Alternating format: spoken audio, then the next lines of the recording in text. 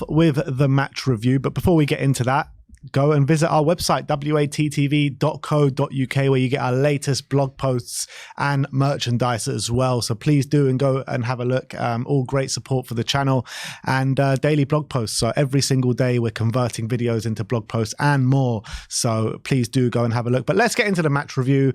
Spurs 1, Luton 0. I mean, I called before the game that we need to have a fast start in this game. We need to take it to them early on because an early goal would have been imperative for Spurs to really go on and stamp their authority in the game, and we got one of them, didn't we? Because Spurs definitely started off with the house on fire, probably our best start, well, definitely our best start of a game this season, and we essentially should have been 3-0 up within the first 5 minutes of this game. Richarlison missing a complete open goal, albeit I think he was pulled back a little bit when he tried to stretch through the ball. The other one, he goes 1-on-1 with the keeper, should have slotted it past the keeper, but the keeper makes a good save, but it was a poor finish in the end. And then we had other chances with like Kulusevski, Heung-min Son, who else was there? I think Maddison had a chance as well. So we had. It's not like we didn't have the chances to really like go full steam ahead in this game, because we did. And I felt like for our good play, we just weren't clinical enough on the day. And Porro as well. He went through 1-on-1, and he probably should have slotted it home. And it was very frustrating. On the one hand, I was actually really encouraged by the fact that the narrative going into this game is they were going to be difficult to break down, and going through the central areas, it's going to be clogged up, and it's not going to be easy to find those spaces.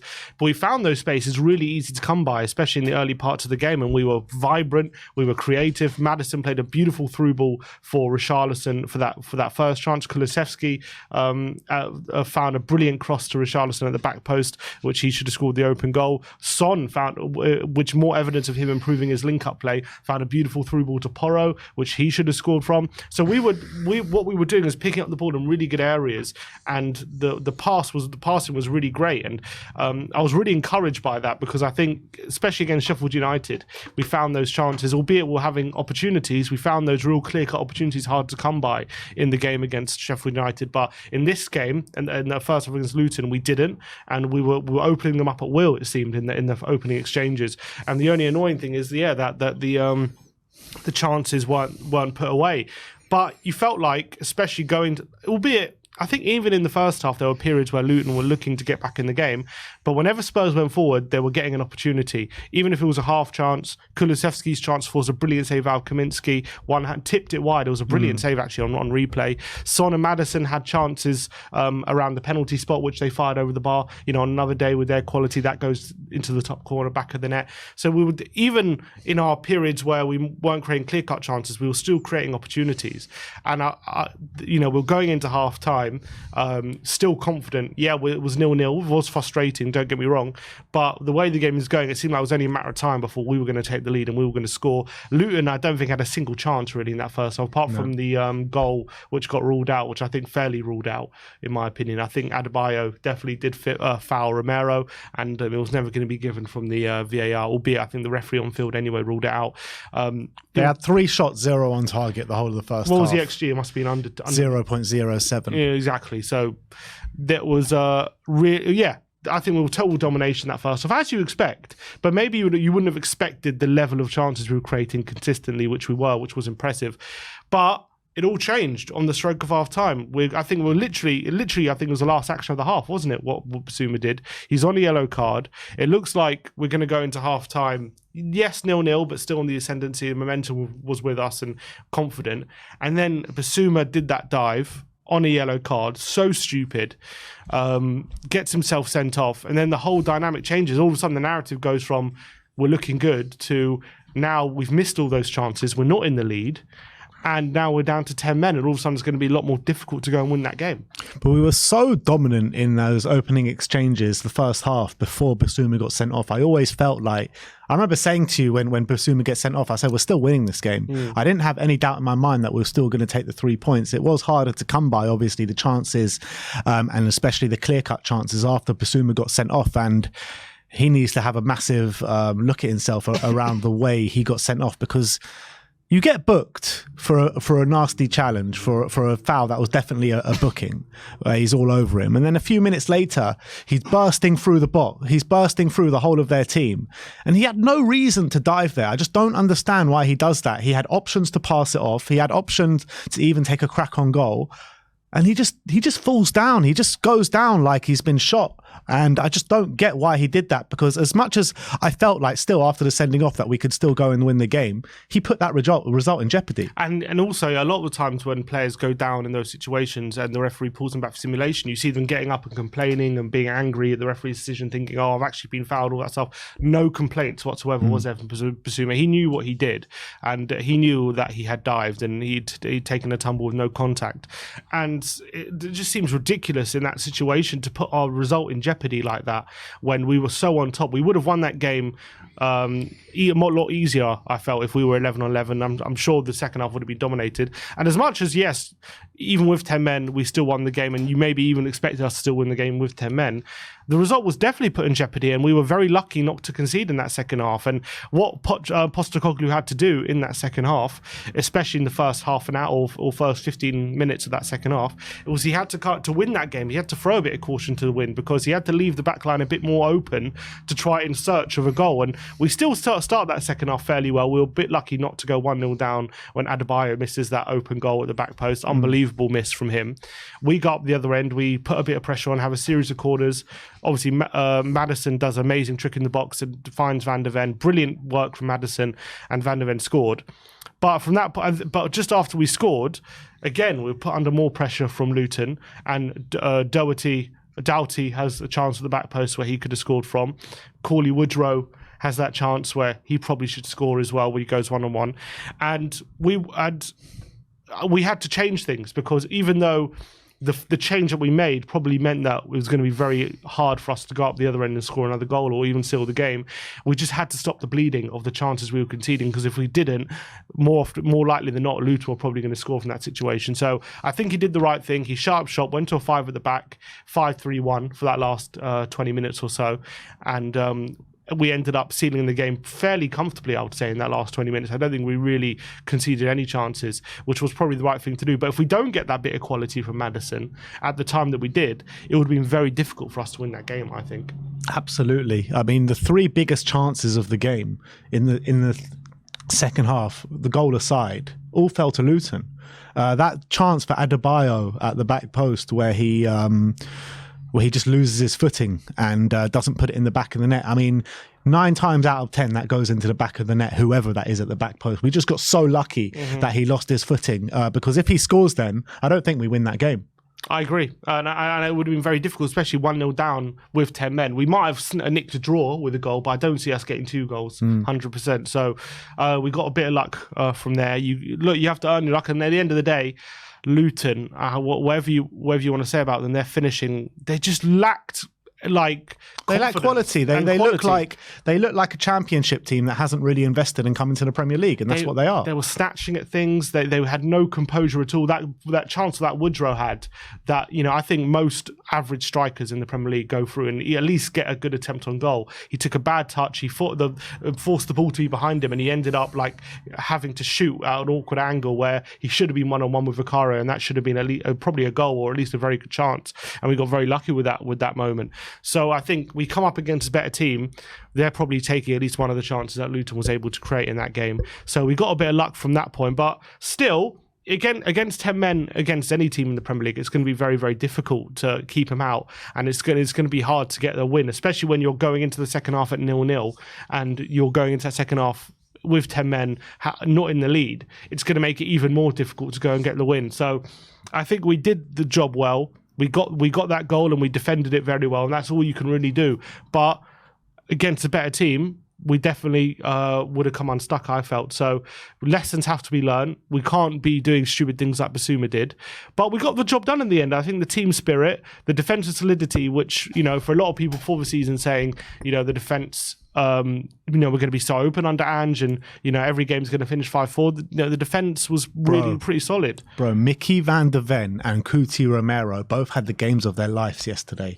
Both of them were without them, we don't win this game, because I thought both of them literally were probably the two best defensive displays of the season in the Premier League. That's how good they were yesterday.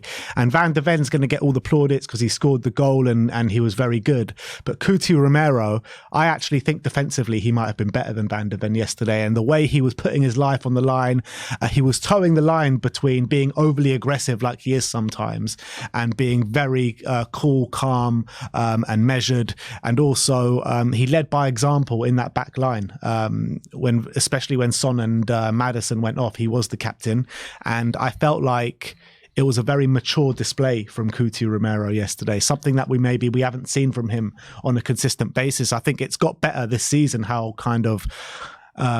he can be like that, but I think this game, I mean, could have been his best display in a Spurs shirt.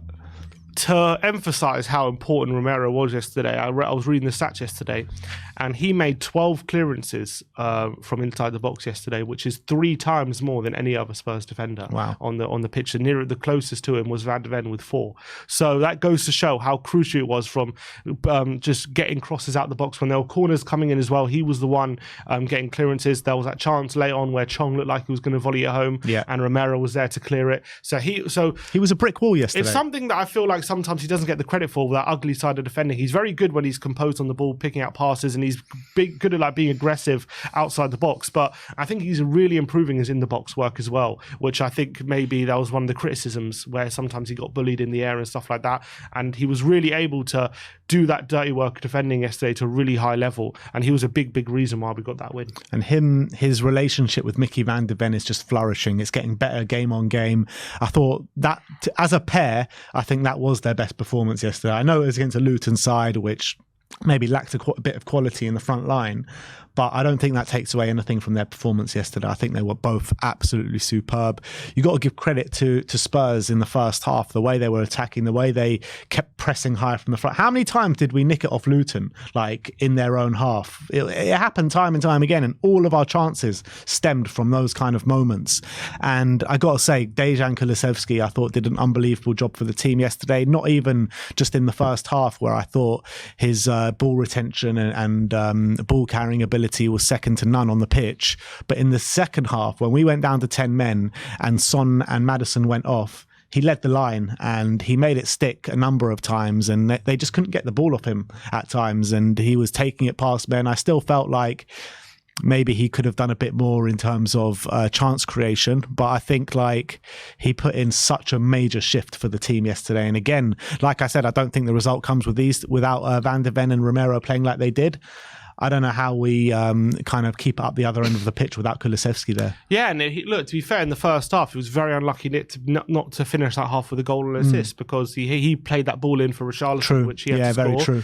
And he had a brilliant effort, which was tipped round the post by Kaminsky, and another day that might find the bottom corner. So I think first half, he did his bit for the team attacking-wise, and then second half, he did more than did his bit. I thought when he was a lone striker in that 4-3-1 formation, that we were playing, or 4-4-1 we were playing, 5-3-1 we were playing in the last half an hour or so. He did just you saw tireless running. Every time we went long, it was towards him. And this is something that he doesn't get the credit for a lot of the time, or even stats don't even mention this kind of stuff. But his physicality in the front line to hold the ball up, take the ball on his chest, bring other players into play. He's kind of the only player we have in that front line who's able to do that. That's why a lot of the time, on the odd occasion Spurs do go long, it's always looking for Kulusevski, because we know he's got the physicality to handle those situations. He can hold off defenders, but not just hold them off, but he could actually make something happen with his ball retention as well. And I think he's done it a number of times this season. That was crucial when we were down to 10 men to relieve the pressure off the back line and hold the ball, bring other players into play. And it was tireless performance yesterday from Kulusevski, and he got a well-earned rest when he went off in the 90th minute for Veliz, who also did a great job in that stoppage time as well. So big credit for Kulusevski for the role he did for the team. It was a team performance, and he encapsulated that. Yeah, absolutely. I thought another player that encapsulated that was Pape Matar. I know a few people mention it in the comments. I mean, this guy, I say it every game, but he just does not stop running. And especially in this game when we had one less man in the middle of the park, he did the running for 2 people yesterday. And I thought he was absolutely brilliant. He's a breath of fresh air. And again, another player who just did so much work for the team yesterday. Yeah, he did. He was brilliant. And he was, again, unlucky not to get an assist with the driving run right through the centre of the pitch. He laid off for Kulusevski, who could have scored. I think that second half as well, he was really putting himself about and making himself a nuisance, and it was very difficult for Luton to kind of penetrate through the centre because of Sarr's work. Great, and he had to really help out Højbjerg, who had a good second half as well. I felt he did a good job for the team, but Sarr is just really growing into this team so well, and he's 20 years of age, and you just wouldn't know by the way he plays. He's so mature for his age, and he's putting in really consistent performances. Maybe sometimes the level will drop a bit, but he'll never be below like a 6 or 7 out of 10. And for a 20-year-old to put in the level of consistency he's been doing this season is astonishing. And to think as well, first day of the season, Skip was starting, and he stole that place out from Ollie Skip in the second game of the season and just hasn't looked back. Very, very impressive. Yeah, I completely agree. And you got to give massive props to Ange Postecoglou and the subs that he did make. I felt like the subs that he did make sealed us the game and really helped us, because we were coming under pressure with the formation that we had, like you mentioned earlier on. And the subs Postecoglou made really helped us gain control back of that game again, and helped us win the game. And you got to say, AHOV, who you mentioned before, he looked like a real handful when he came on. He's big, he's strong, he can hold the ball up. He's got aerial threat, and I really want to see more of him. Yeah, 100%. And what I liked about him is he was obviously chasing lost causes. He was doing a really good job to help see out the game. But when we were going long to him, he seemed to have that physicality to compete against these Premier League defenders. And his hang time seems very impressive as well. He's able to jump and hang in the air for quite a substantial amount of time. And that was really impressive. He won a few headers when he was up there as well. Obviously, forget Cristiano Ronaldo hang time, where AHOV now. We're about to see a new generation of it. Obviously, he was unlucky with the moment. He looked like he might have gone on and scored a goal, but he was given offside, albeit he didn't get the shot off anyway. But he definitely put himself about in those few minutes, and also he's got such good energy about him. Yeah, last 2 games he's come off the bench, and I wouldn't say he made a big impact, but he's come off the bench and provided for the team. And for something that Ange Postecoglou was saying, a few weeks ago, that we're not going to see much of him before the second half of the season, maybe he's good backtracking, and maybe he's really impressing in training, because he's been coming on and using him a bit in games. And that's really encouraging. So hopefully we get to see more of him over the coming weeks. I guess we got to we spoke about it earlier in the stream, but Richarlison, after such positive kind of improvement since the last international break, starts on the left-hand side again, misses 2 gilt-edged chances in the first half. And if he puts one of those away, it's a completely different game, in my opinion. And these chances, it's not like they were hard chances. The majority of players in our front line, you expect them just to slot those away, especially the first one. I think it wasn't the easiest chance of the game. I think that fell to Luton probably with Adebayo. But what are we going to say about Richarlison now? Like, he's got to be putting away those chances. 100%, and he'll be disappointed. You saw the disappointment in his face that he had, and it wasn't good enough, that finishing. 100%. When you get those chances for a player of Richarlison's quality, he has to be scoring them. I don't care if he's being tugged back a bit. That goal was there to be had at the back post. He had to be putting that away, and yeah, just the second finish lacked a bit of conviction. He did get taken off at half time, so he wasn't able to really make up for those misses, which is a shame for him. Well, he could have made up for the first one with the second one. Yeah, he could have, and he didn't. But at least I'm seeing him getting more involved in the game. At least I'm seeing him get those chances. A lot of the time last season, or even at the beginning of this season, he was just anonymous, wasn't he? He wasn't even getting the chances. So for me, he still was getting involved on the left hand side. I'm still seeing improvement from him. I'm not happy with the finishes that he had for those 2 chances, but at least he was still getting involved in the attacks, and he was getting those chances, and he was putting himself in the positions to get those chances as well, which is still encouraging.